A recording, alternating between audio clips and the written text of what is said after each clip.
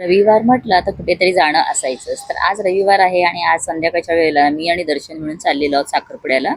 तर आता मी साडी कशा प्रकारे नेसते ना, हे खूप जणांनी मला विचारलेलं. तर म्हटलं चला दाखवते. तर अशा प्रकारे ना मी व्यवस्थित साडी नेसून घेते. आता ती कशी नेसलेली आहे ना, त्याचा व्हिडिओ पाहायचा असेल तर तुम्ही मला कमेंट करून नक्की विचारा. तर मी तुमचा एक वेगळा व्हिडिओ मी चॅनलवरती टाकेन. तर आता केस पुन्हा मी थोडे बांधून घेतले, कारण मला जायचं आहे गाडीवर आणि गाडीवरती मग केस खूप खराब होतात.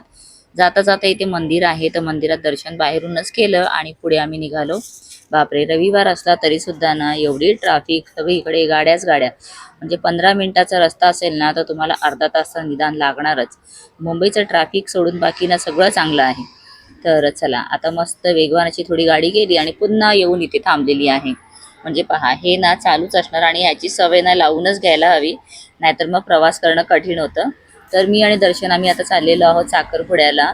तर माझ्या मैत्रिणीच्या मुलीचा साखरपुडा आहे, तर त्यासाठी तिने इन्व्हिटेशन दिलेलं होतं. म्हटलं की चला आता जाऊया.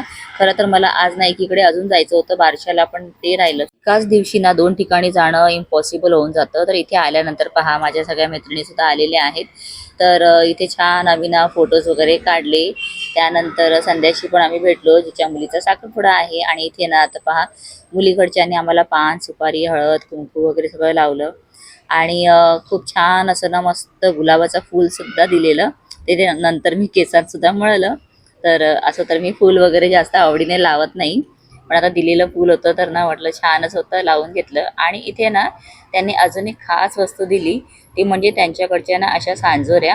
त्यांचं म्हणणं होतं की शिदोरी म्हणून हे देतात, तर तुमच्याकडे अशी पद्धत असेल तर मला नक्की सांगा.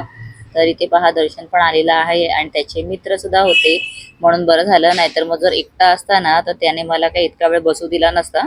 आणि आमच्या इथले मंडळी, पुरुष मंडळी पण आलेली. छान ग्रँड अशी मस्त दोघांची एंट्री झालेली आहे. सुपर एकदम मस्त. आणि दोघांनी मिळून ना पुढे जाऊन डान्स सुद्धा केला. खूपच भारी वाटलेला. आणि जोडी तर ना दोघांची अप्रतिम वाटत होती, अगदी मेड फॉर इच अदर.